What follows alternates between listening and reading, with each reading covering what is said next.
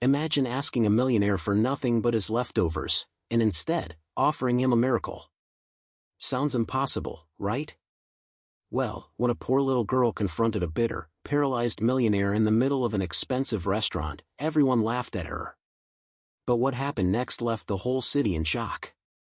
Stay tuned, because this story will change the way you see miracles forever. Please, sir, just your leftovers. The words fell into the quiet, elegant restaurant like a stone dropped into still water. Conversations paused, silverware stopped clinking, and heads turned toward the small figure standing timidly near a corner table. She was no older than 12. Her skin was dark and smooth, her frame thin as if the world had forgotten to feed her. The dress she wore hung in tatters, its faded fabric barely holding together. Yet her eyes, wide, bright, unafraid, carried a strength that no one expected from a girl who looked so frail. And opposite her sat William Stone. William was not just any man.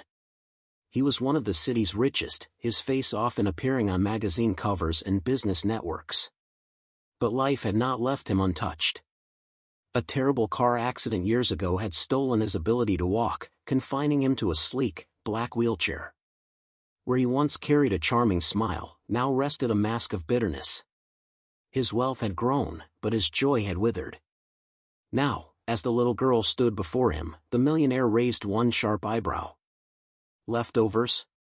His voice carried the weight of command, polished and cold. You're in the wrong place, little girl. People here don't beg. A ripple of laughter spread through the restaurant. A few diners smirked, others whispered cruel remarks under their breath. The sight of a poor child daring to interrupt their fine evening seemed almost like entertainment. But the girl did not flinch. Her small fingers twisted around the hem of her worn dress, her voice steady though soft. I don't want money, she whispered. Just the food you don't finish. And, if you give it to me, I'll trade you something much more valuable. For a moment, silence ruled the room. The air seemed to thicken with disbelief. A poor child, daring to speak of value in front of a man worth millions? It was almost comical. William leaned back in his wheelchair, studying her as one might study an insect on the window. His lips curled into a cold, humorless laugh. Trade, he repeated, his tone laced with mockery. What could a girl like you possibly have that I could want? I've bought everything worth having. I've built empires. I've lost things you can't even imagine. And you, he gestured toward her torn clothes, you have nothing. The girl's chest rose and fell as she drew in a deep breath. Then she lifted her chin, her eyes locking on his.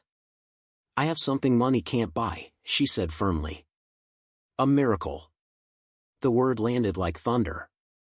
A gasp came from one corner of the restaurant, followed by a hush. Diners leaned in closer, eager to witness this strange exchange. The waiters froze in their tracks, unsure whether to intervene or simply let the scene play out. William's laugh grew louder this time, sharp and echoing. A miracle? That's rich, he scoffed.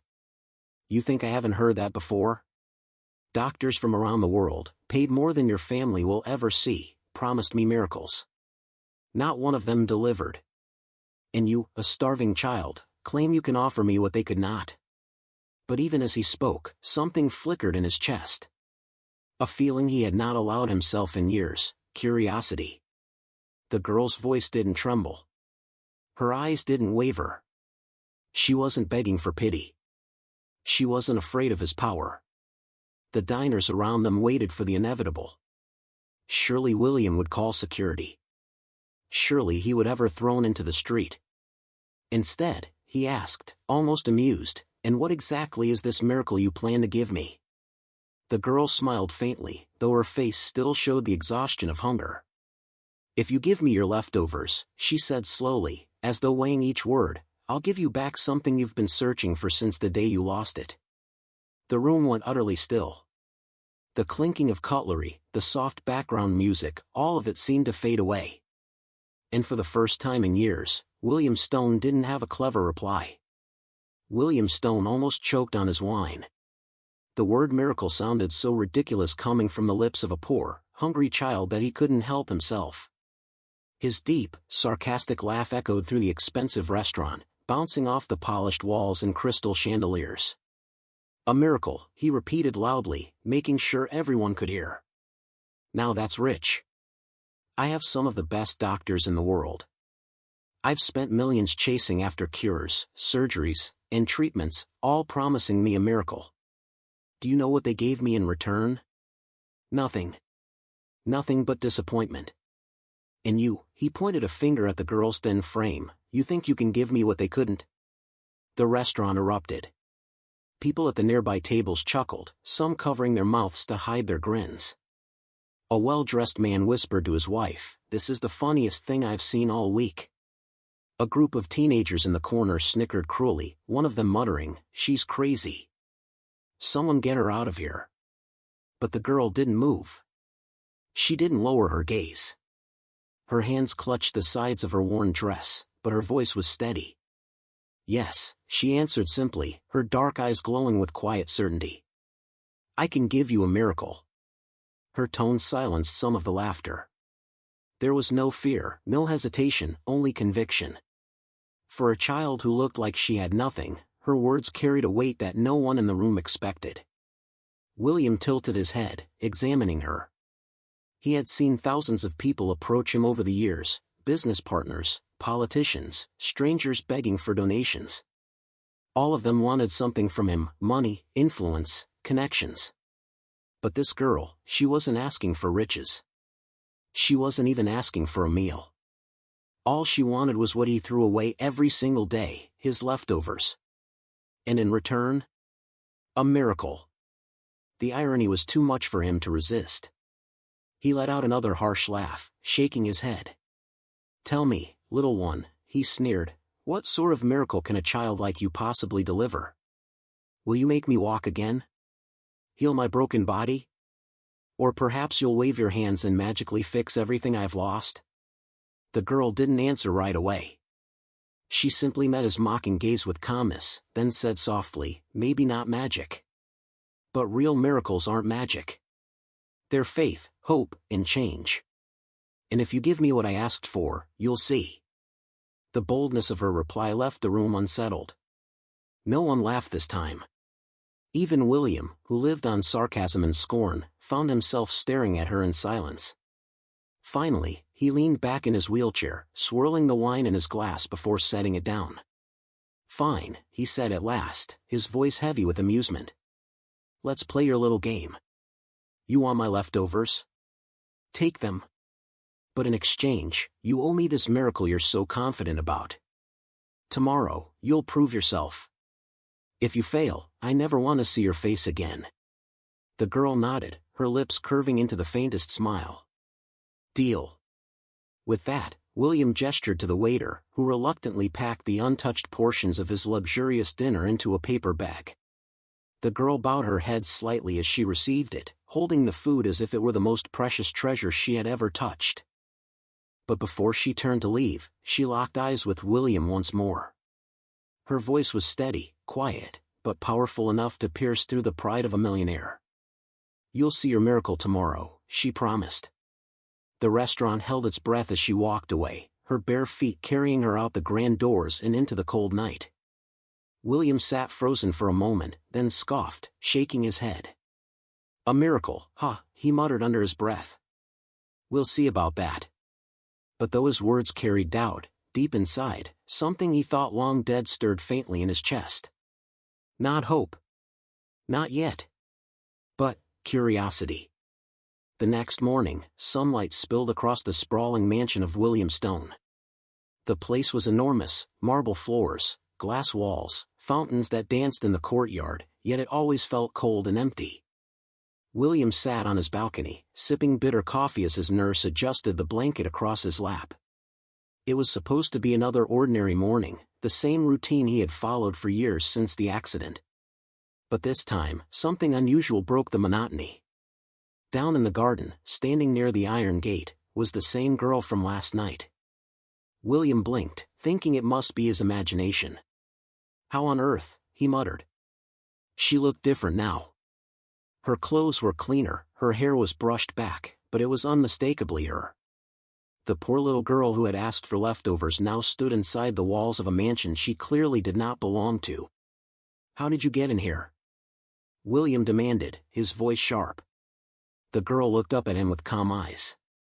"Miracles don't knock on doors," she replied simply. "They show up when you least expect them." William almost laughed at the boldness of her reply. "You're trespassing. I should call security and have you thrown out." "Then do it," she said without flinching. "But if you send me away, you'll send away the chance you've been waiting for." Her words cut deeper than he expected. For years, he had locked himself behind walls of wealth, convinced no one could offer him anything real. Yet here was this girl, daring to challenge him in his own home. "Fine," William said after a long silence, waving his nurse away. "You wanted to prove something? Show me. What miracle do you think you can give me that the best doctors in the world couldn't?" The girl stepped forward, holding a small, worn notebook in her hands.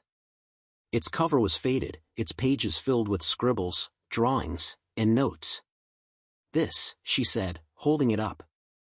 "It's what my mother taught me before she passed away. She was sick, but she never gave up.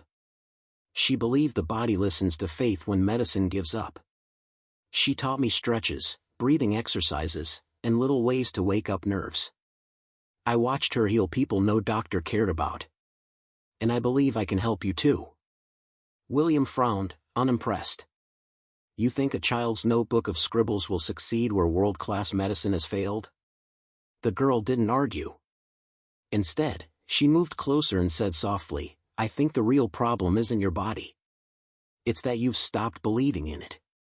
Those words struck him harder than he expected. He had spent years drowning in frustration, anger, and hopelessness. Deep down, he knew it wasn't just his legs that were paralyzed, it was his spirit. 7 days, the girl said suddenly. "Give me 7 days. Let me work with you. No doctors, no fancy machines, no expensive treatments. Just faith, food, and effort. If nothing changes, I'll leave and never bother you again. But if something does," her eyes lit up, unshakable, "then you'll know miracles are real." William chuckled, shaking his head. 7 days? Do you have any idea how many years I've been like this? And you think a week will change anything? Not a week, she corrected. A choice. A choice to try. The silence stretched between them. William should have ordered her out. It was foolish, absurd, even. Yet, against all logic, he found himself tempted. Maybe it was boredom. Maybe it was her unwavering belief. Or maybe it was the tiniest ember of hope still buried inside him, refusing to die completely. Finally, William sighed, leaning back in his chair. "All right, little miracle worker. 7 days. You have 7 days to show me something no one else could." The girl smiled, the kind of smile that carried no arrogance, only certainty. "You won't regret it," she whispered. And for the first time in years, William felt something stir within him, not laughter, not bitterness, but the faintest flicker of anticipation. The miracle hadn't happened yet.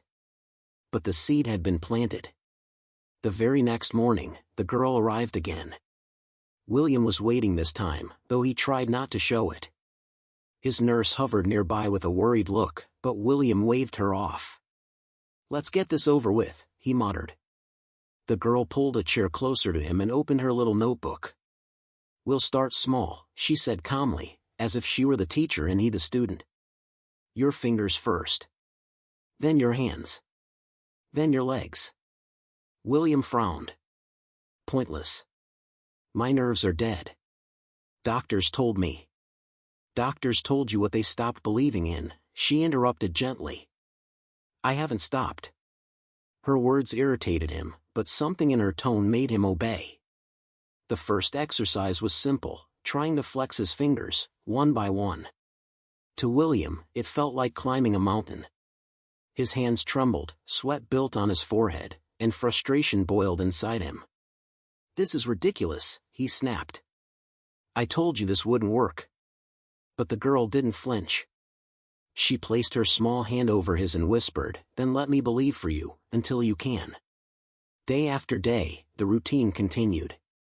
She massaged his hands, stretched his arms, and guided his breathing.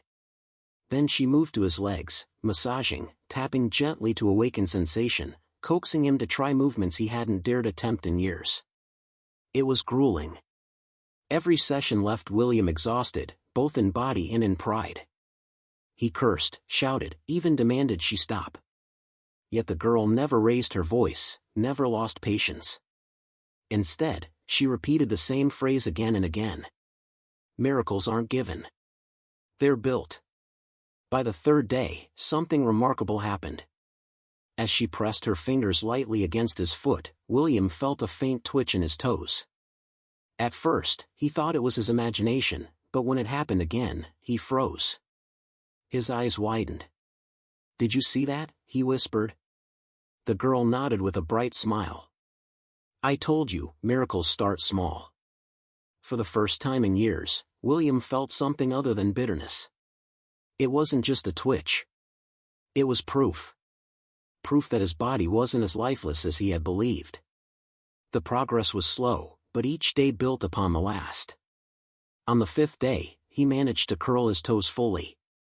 On the sixth, his legs shook weakly as he tried to push against the floor.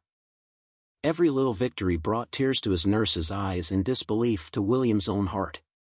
He had spent years drowning in hopelessness, yet here he was, feeling life return piece by piece.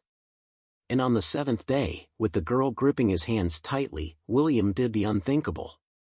He pushed himself forward, his legs trembling, and for a few seconds, just a few, he stood. The restaurant laughter, the cruel whispers, the disbelief of the world, all of it faded away. For the first time in years, William Stone wasn't just sitting. He was living. William collapsed back into his wheelchair, his chest heaving, sweat rolling down his forehead. His legs trembled beneath him, not from weakness alone, but from the shock of what had just happened. For the first time in years, he had stood. Even if it was shaky, even if it lasted only seconds, it was real. His nurse covered her mouth with both hands, tears streaming down her cheeks. "I never thought I'd see the day," she whispered. William, still gasping, looked at the little girl in front of him. She was smiling, not with pride, but with a calm joy, as if she had always known this moment would come. How did you do it?" he asked, his voice breaking. "Doctors, specialists, machines, nothing worked. And yet you," he shook his head, unable to finish the thought. The girl sat down across from him, placing her small notebook on the table. "I didn't do it," she said softly. "You did. I just reminded you that you could. The miracle wasn't me.